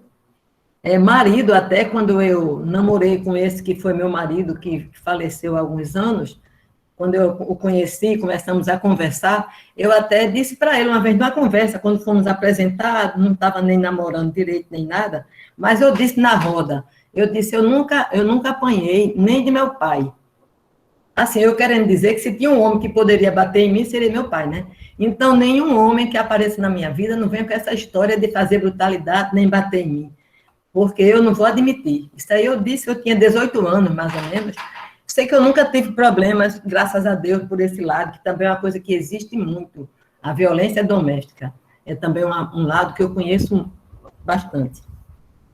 Mas, enfim, aí essa questão que a professora Elise falou, eu reconheci na hora, que é uma realidade que eu também convivo, né? Essa questão da herança me lembrou na hora agora o Agnaldo Timóteo, que faleceu agora há pouco. Agora há pouco ele faleceu de Covid, inclusive. Acho que faz um mês e pouco, talvez. E ele tinha uma filha que ele ia adotar. Me parece que ele, não sei se ele, não, eu acho que ele não tinha filhos biológicos e ia adotar uma menina que já morava na casa dele, com os familiares. Morava um sobrinho, ele, uma tia dele, eu creio. Então, essa menina deve ter uns 14 anos, pela reportagem que eu vi, tem coisa que me falha, né? E ele ia adotar essa menina, já estava no processo de adoção, estava no processo. Como estava uma coisa um pouco demorada, ele fez um testamento. Tem um advogado que agora é o tutor da menina, e aí ele, além de dinheiro, ele tinha casa, tinha bens outros, né? Imóveis. E quando ele faleceu, que abriram o testamento dele, que ele tinha feito recentemente, ele destinava 50% de tudo que ele tinha para aquela menina, aquela adolescente, que ele estava em processo de adoção. O processo, por sinal, está caminhando, o advogado está levando isso adiante. Só que quando ele faleceu, a família, alguns elementos, algumas pessoas da família caíram em cima, dizendo que não aceitava essa história. E a menina não era nem filha, não tinha sido adotada, só que existe até um vídeo onde ele fala que o que ele mais queria na vida, eu estou arrepiada com essa história, eu fiquei emocionada com isso, onde ele diz que o que ele mais queria era adotar aquela menina, estava com ela na hora, aquela adolescente, e então era o que ele mais queria. Aí faleceu antes, né? Infelizmente, essa Covid, ele tinha tomado até a primeira dose da vacina já, mas infelizmente não resistiu à Covid. E o advogado falou que está caminhando com o processo, a menina deverá realmente ser adotada, né? Legalmente, o advogado aqui, acho que não me deixa mentir, errar nesse ponto, porque o processo já estava começado, então vai ser uma adoção póstuma, né? Alguma coisa assim, eu não sei o nome que se dá. Provavelmente que vai se fazer um reconhecimento de filiação socioafetiva. Dependendo do ponto do processo, pode ser que aconteça uma adoção de fato. Né? Isso aí não muda em relação aos efeitos. O advogado falou como se fosse ter realmente uma adoção de fato. Como eu não sou da área, tem coisa que ele falou, eu não entendi bem, mas enfim. Mas só para deixar claro, hoje a maternidade socioafetiva, ela é tão legítima quanto a ideia da adoção, entendeu? Se equipara, né? Isso. Se equipara. Então, aí para mostrar assim, isso acontece muitas vezes, brigas por herança, né? Depois, tem parente que nem se lembra daquele tio, daquele primo, daquele não sei o quê. quando a pessoa falece e que tem bens, aí aparece parente de todo lado, em alguns casos, não são todos, né? Então, aí essa menina, o que o advogado também falou, viu, Cláudio, né? O que o advogado também falou é que quando essa adoção for concluída, a menina poderá ser, na realidade, dona de 100% dos bens. Que ele falou, o advogado estava explicando isso. Disse que ela hoje, 50% é que ele destinou, porque como era dele, ele poderia destinar 50% para quem ele quisesse, dos bens. E os outros 50% seriam, então, divididos com os parentes. Aí o advogado disse isso, que essa menina pode passar a ser, na realidade, herdeira de tudo. Provavelmente, ele não tinha herdeiros necessários.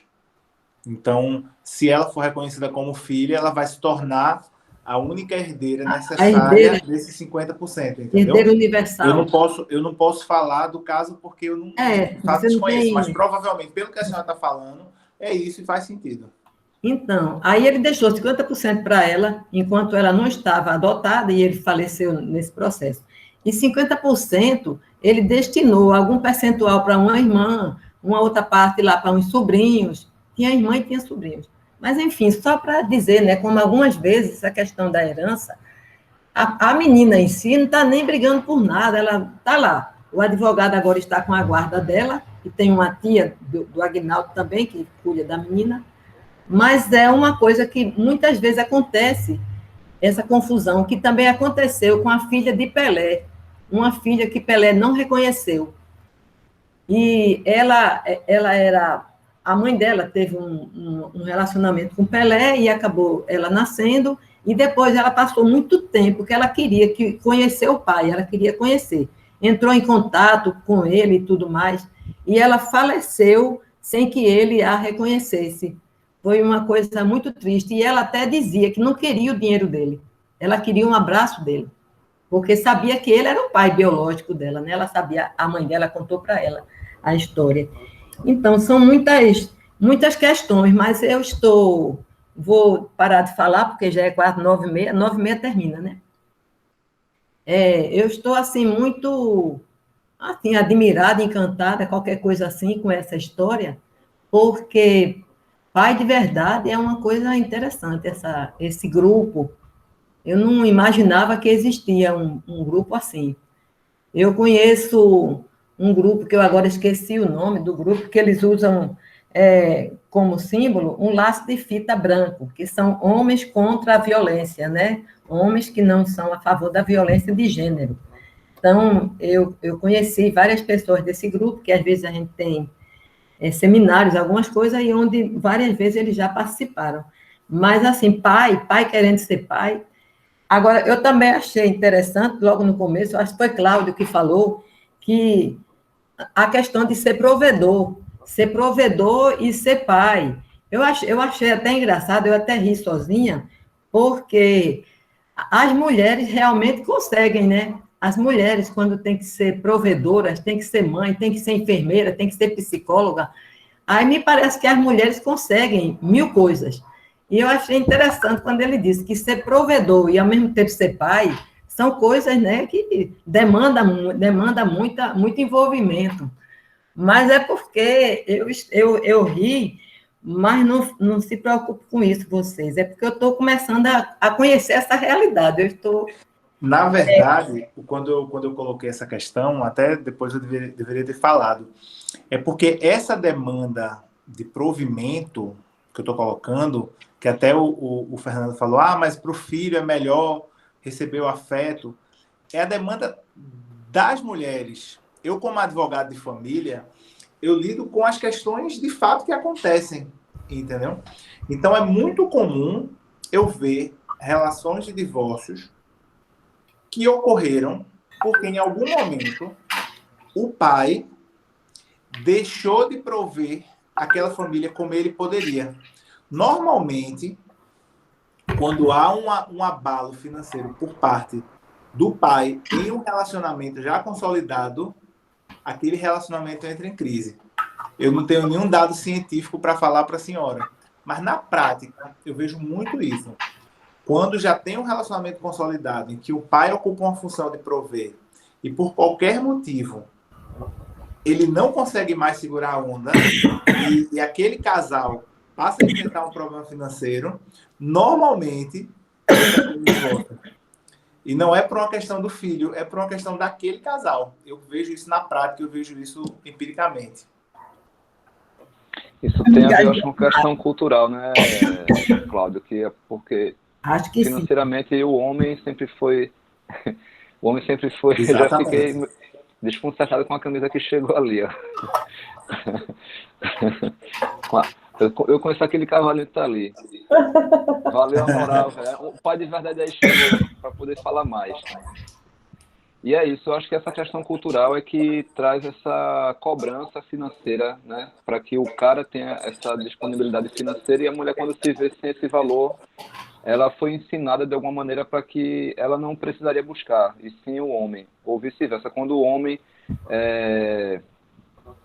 não faz a sua função da casa, a gente diz que hoje a gente entende como obrigação e sempre foi, é porque ele também não foi ensinado e de alguma maneira ele não despertou para isso, porque muitos não foram ensinados, mas despertam com a maturidade.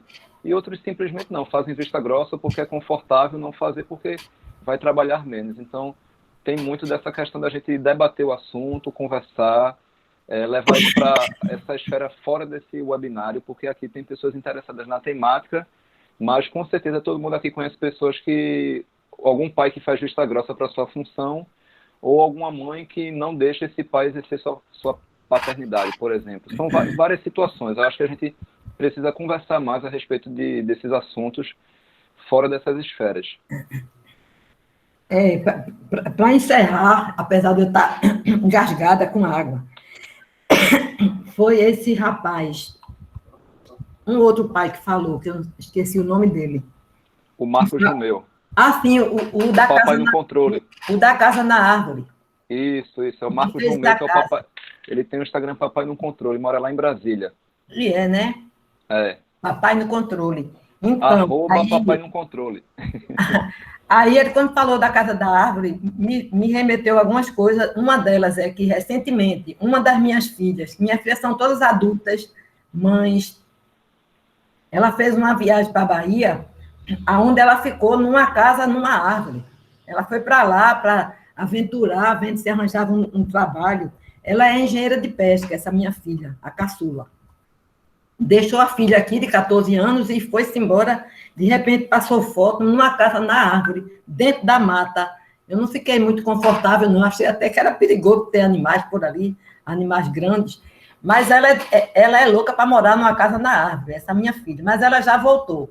Ficou por lá, quase conseguiu umas coisas, mas acabou voltando por conta da filha. A filha dela não se adaptou com essa vida de morar em casa de árvore, etc.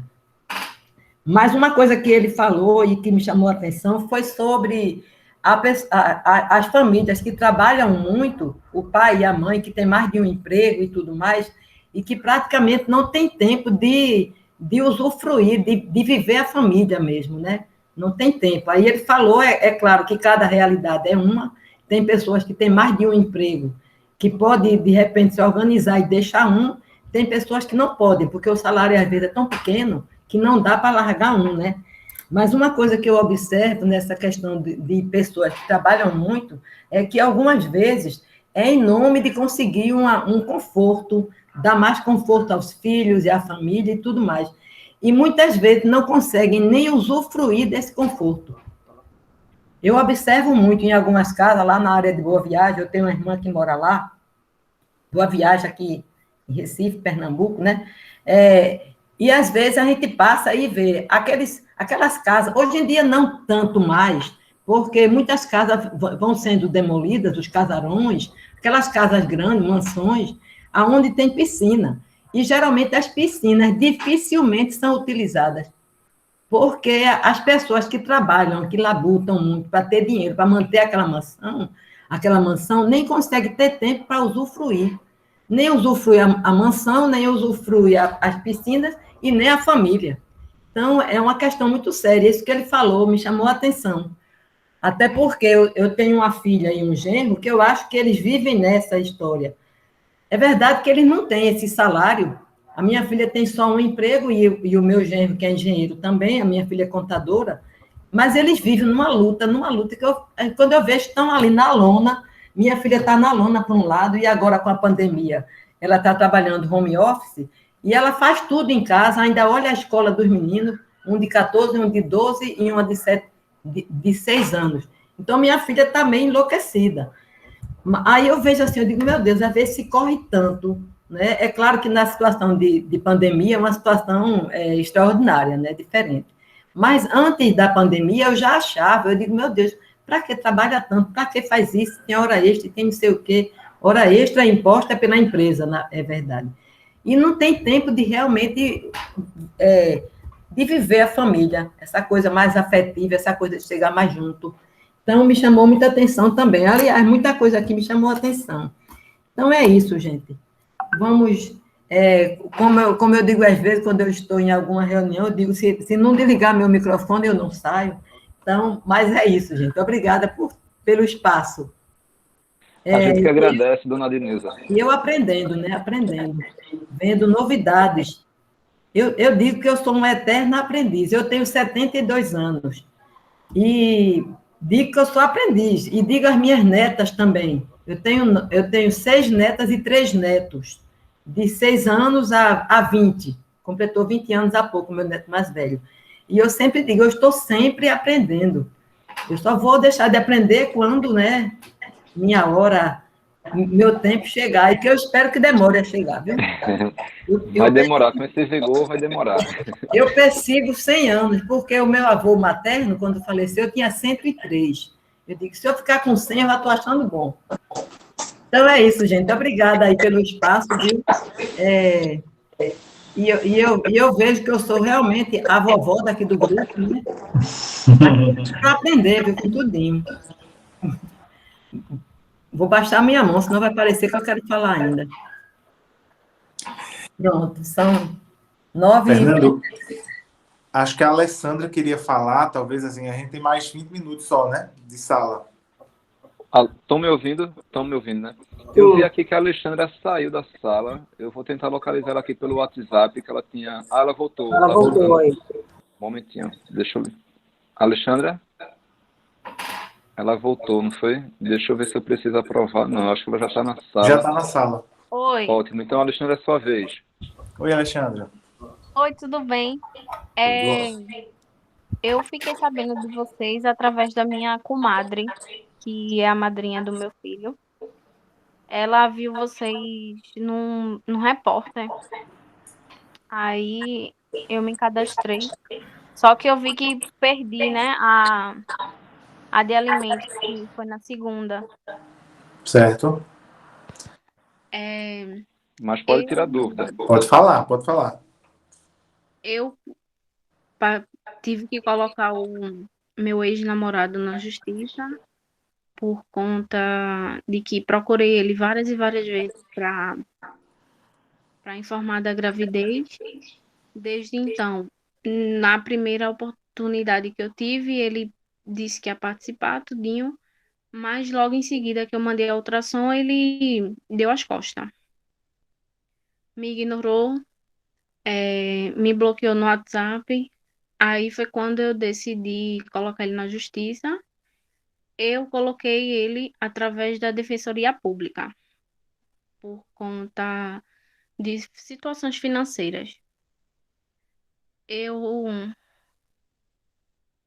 me emociono muito de falar disso, porque me afetou psicologicamente. Estou sendo acompanhada pela psicóloga e eu ver comprando as coisas do meu filho e não ter a presença do pai. Me dói A gente está aqui para te ajudar, pode seguir. Graças a Deus eu tô tendo o apoio da minha família e até então não tem faltado nada para mim. Mas mãe de primeira viagem, tenho 22 anos e pelas coisas, o que me dói também é que hoje ele me mostrou ser quem ele é, né?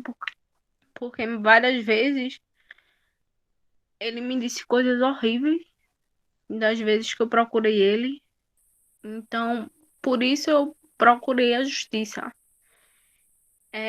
Que tive uma resposta da juíza, mas foi porque ela suspendeu, na verdade, porque a data da minha última menstruação no meu cartão de gestante não estava batendo com a data do parto. Aí a advogada fez uma nova petição nessa segunda-feira. Eu estou só aguardando a, a resposta da advogada para saber se ele foi intimado ou não. Como é defensoria, tudo demora, né?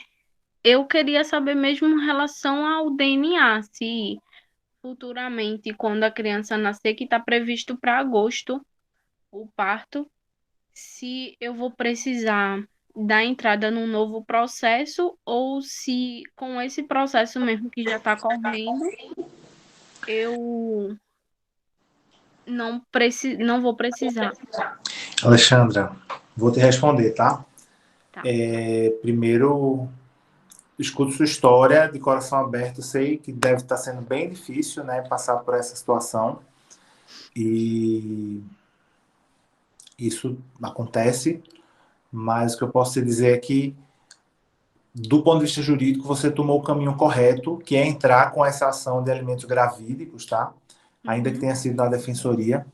E essa ação, ela justamente vai criar a seguinte situação. Quando a juíza deferir a concessão dos alimentos gravídicos, que é o pagamento da pensão pelo pai, pelo suposto pai do seu filho, porque na ação de alimentos você não precisa provar que ele é o pai, Sim. a partir desse momento ele vai começar a pagar os alimentos.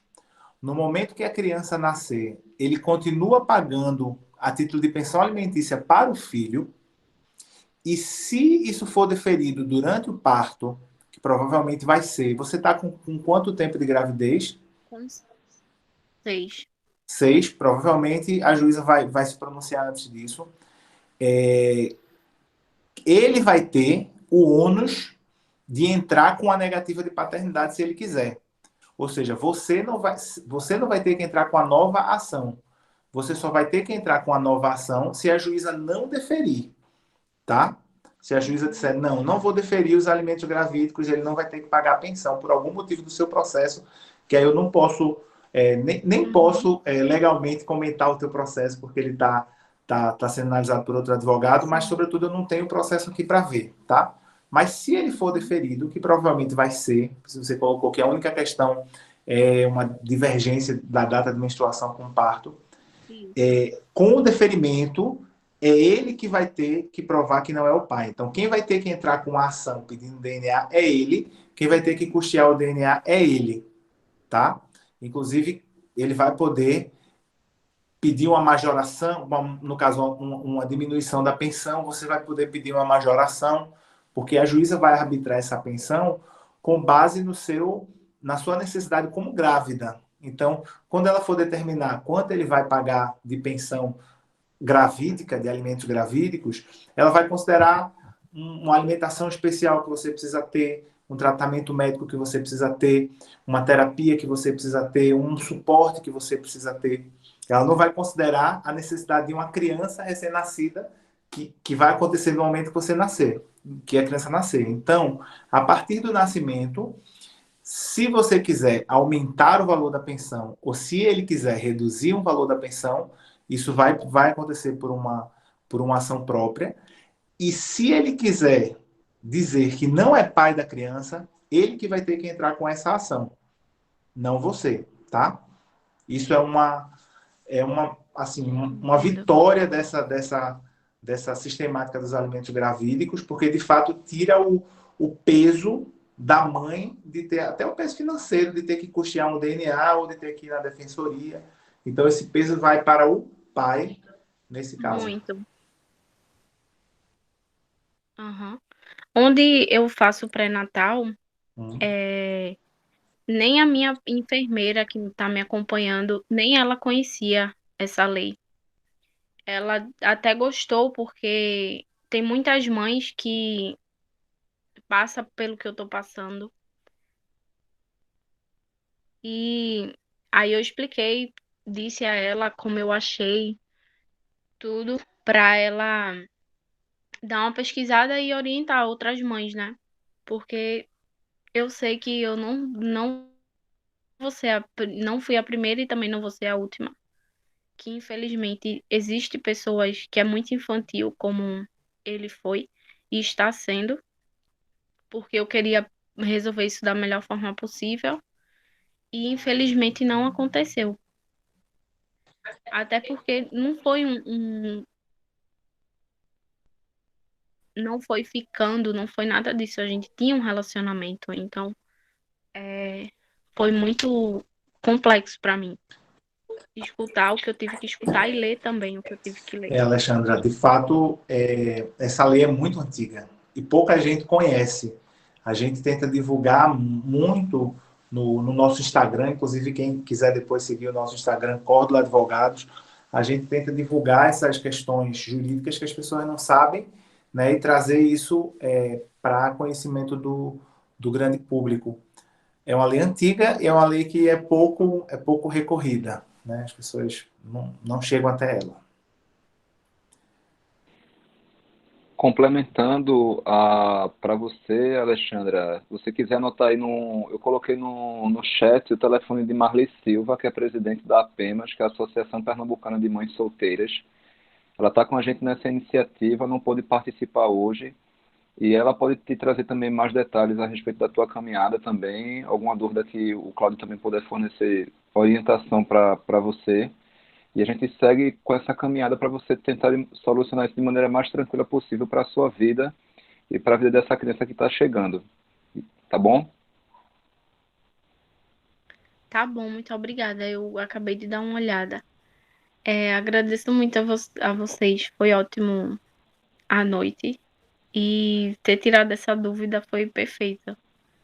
Porque era justamente isso que estava na minha cabeça, né?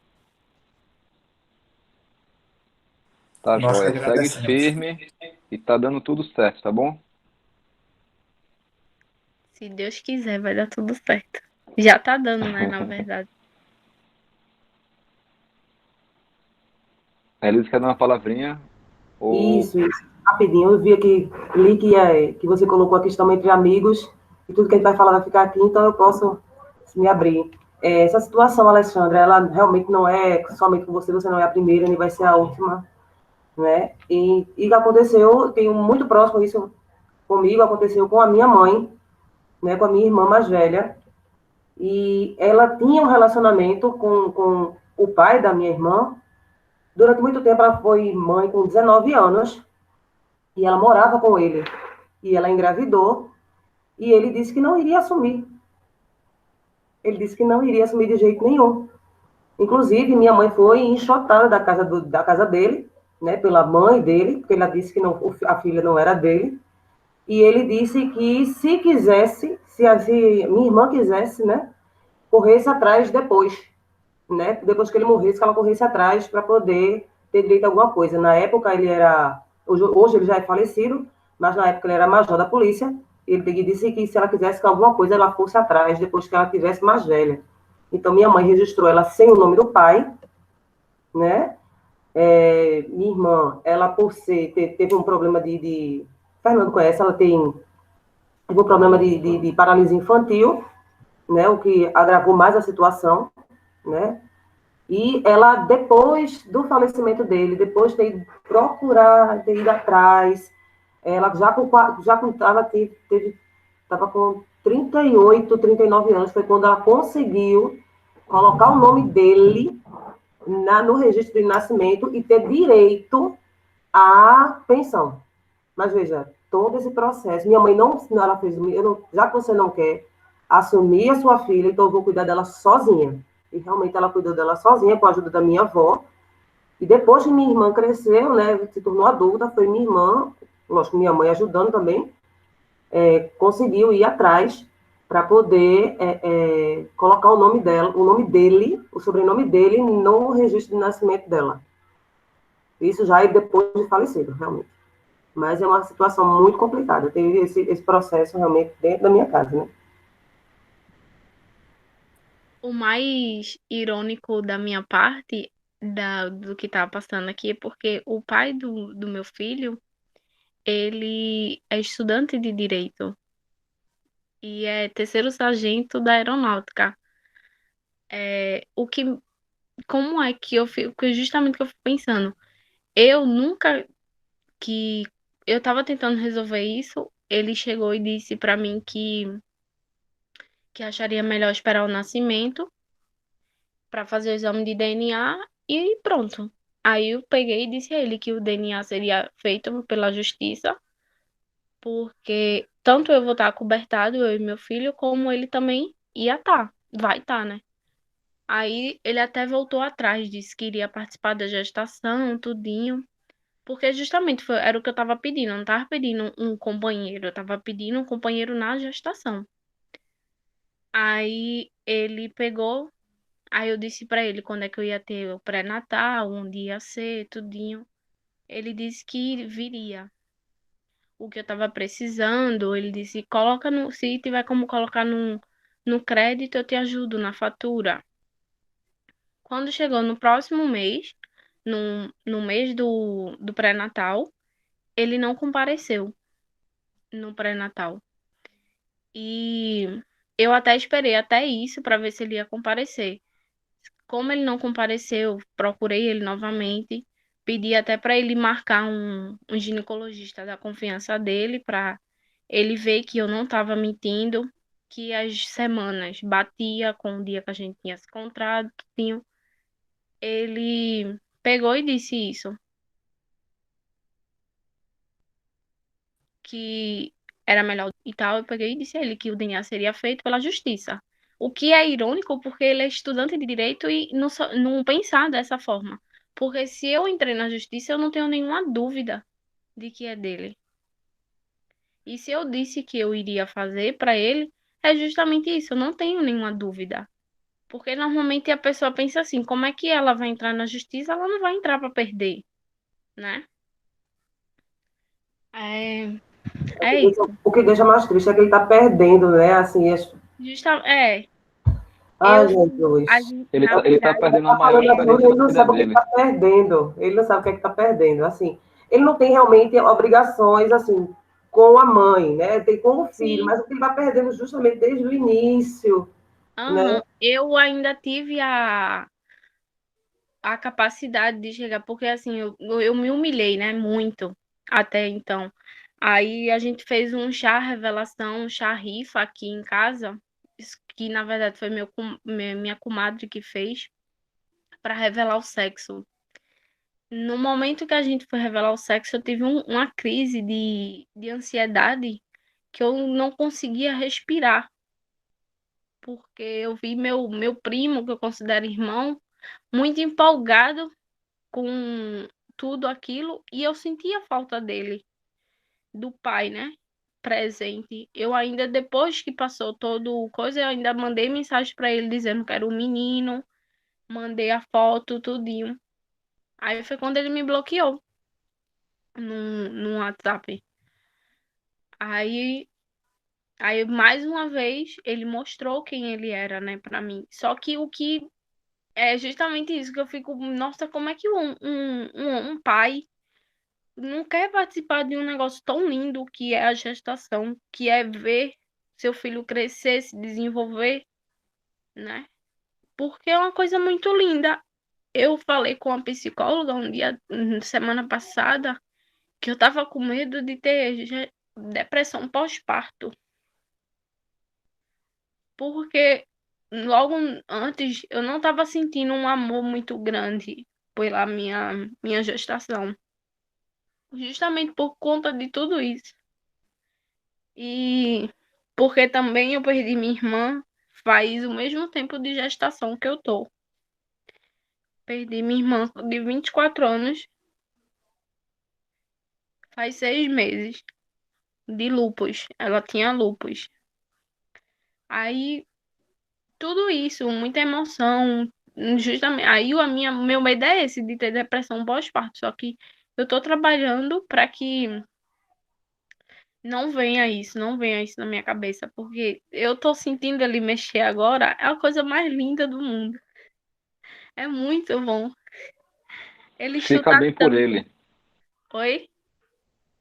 Fique bem por ele. Pense nisso. Sim. Você já está bem, porque você buscando esse apoio, buscando essa rede, até peço desculpas de te atrapalhar sua fala, eu peço perdão. Não, pode ficar à vontade.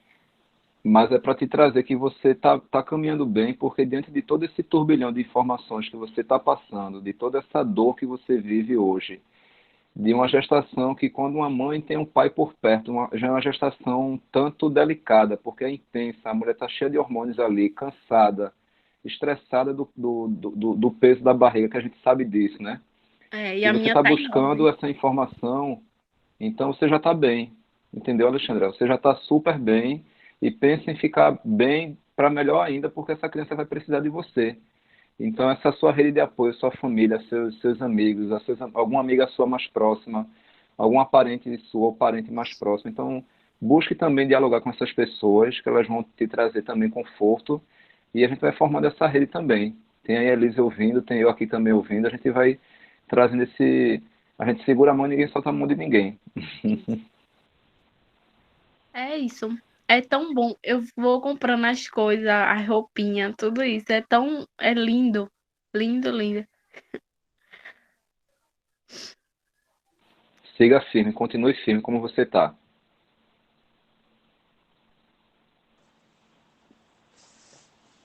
E obrigado por sua participação e seu depoimento aqui para a gente. Obrigado pela confiança em compartilhar a sua questão. Nada. É sempre bom a gente ter, assim, a força. Eu sou muito tímida para falar, mas, sabe, a força vem da onde a gente nem imagina. Verdade. Mas sempre é bom a pessoa falar porque tem muita gente passando por isso, né? E a gente nem imagina o que a outra tá passando, porque minha amiga mesmo, que eu tava conversando com ela, ela postou um vídeo meu, aí disse que me admira muito porque eu tô sendo muito forte por tudo que eu tô passando. Mas eu fico olhando assim, eu não sei de onde esse povo vê tanta força, né? Porque não vivo chorando nem me lamentando. Mas depois, quando eu entro no meu quarto, que eu vem tudo na minha cabeça, pelas noites que eu não dormi e só chorava, é, eu fico tentando pensar da onde ela vê força minha, mas depois eu vejo que eu não fico me lamentando, eu quero curtir o que eu tô passando. Tô curtindo cada eu, tudo que eu tô podendo tirar foto, filmar, ver, para futuramente, quando meu filho nascer, eu mostrar tudo. Eu tava vendo também muita questão da alienação também, para eu não vou omitir pro meu filho, não vou mentir para ele em relação ao que eu passei, mas também eu não vou contar coisas que não é, né, para contar, tipo assim, eu não vou dizer que o pai é um cafajeste, pelo contrário, eu sempre admirei muito o pai dele. Sempre admirei, sempre Venha para o tive encontro da orgulho. sexta-feira, que vai ser muito legal. A gente vai falar muito sobre Vou, isso. venho sim, venho. É justamente, li o site de vocês, aí eu vi que ia ter também esse tema, que eu também tenho muita dúvida, não entendo bem ainda, né, sobre isso. Alexandra, Obrigado, Alexandre. você estava dizendo que não estava se achando fraca porque chora. Mas chorar não é sinal de fraqueza, não. Você é muito forte. Por tudo que você está passando, você está andando de cabeça erguida, né? Tendo a sua postura, cuidando do seu filho, cuidando da sua gestação. Tudo isso demonstra força, né? Porque você, à noite, você vai para o seu quarto, você chora, é que você por conta disso que você é fraca, não. Todo mundo chora, todo mundo tem seu momento de choro. Isso aí você realmente está renovando as suas forças. De É um chorar desabafo. é válvula de escape, como o Renato está falando, fala baixinho, mas tá. Pois é, chore mesmo, bote para fora. O que você não pode é ficar guardando, alimentando essas coisas ruins. Você realmente é muito forte. Parabéns, viu? Parabéns. Eu também quero dizer uma palavrinha para a Alexandra, é que esse período que você está vivendo agora, apesar dessa dificuldade, dessa questão prática, mas é você com seu corpo, com seu bebê, é a coisa mais linda do mundo. Você sentir esse movimento dentro de você, a gravidez, a gestação, é uma coisa muito, muito mágica e muito sublime mesmo.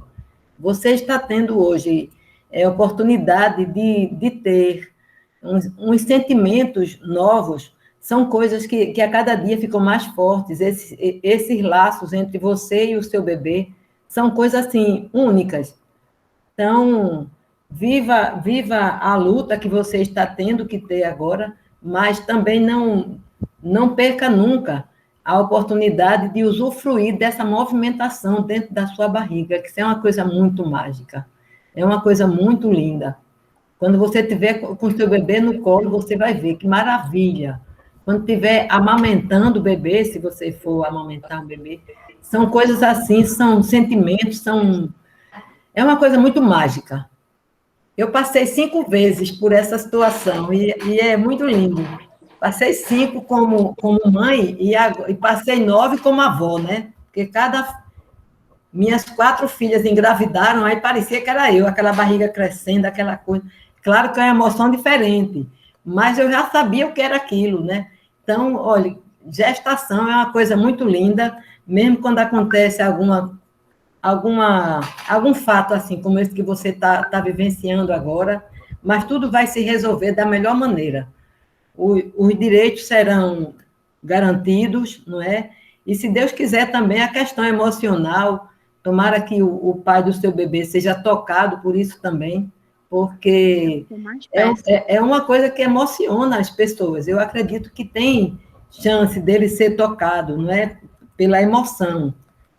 Até, se não antes, mas quando ele vê esse bebê, que ele vê ali, muitas vezes isso aí é uma coisa que proporciona uma espécie de milagre. Na hora que vê aquele bebezinho, aquele serzinho, que ele sabe que tem tudo a ver com ele, muitas vezes acontece um milagre. Então, vamos apostar nisso.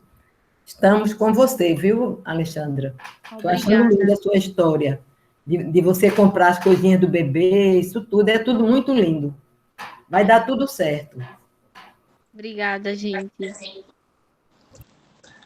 Fernando, precisamos encerrar. Eu acho que a gente precisa encerrar, né? Por conta do tempo aqui também, a gente agradece a vinda de todo mundo, a vinda de todos e todas.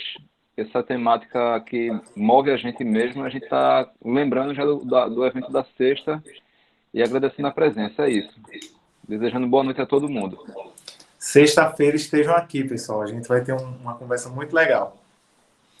E chame mais gente. Eu vou botar o link antes para todo mundo, pelo WhatsApp e pelo e-mail também. E de lá vocês já compartilham. E o porteiro desse encontro, tome conta, para não deixar eu tentar 10 vezes. Me perdoe. Estou aprendendo. Estou brincando. Eu sei que quem fica tomando conta dessa portaria tem que ver uma coisa e outra nessa questão técnica. Eu sei que não é fácil, não. Estou brincando. Mas eu fico tentando. Qualquer coisa eu dou uma ligada. Ligue, pode ligar. Eu batendo na porta e tu não abre. Então, não que eu faço isso. Tá joia. Até mais, pessoal. Boa noite para todos.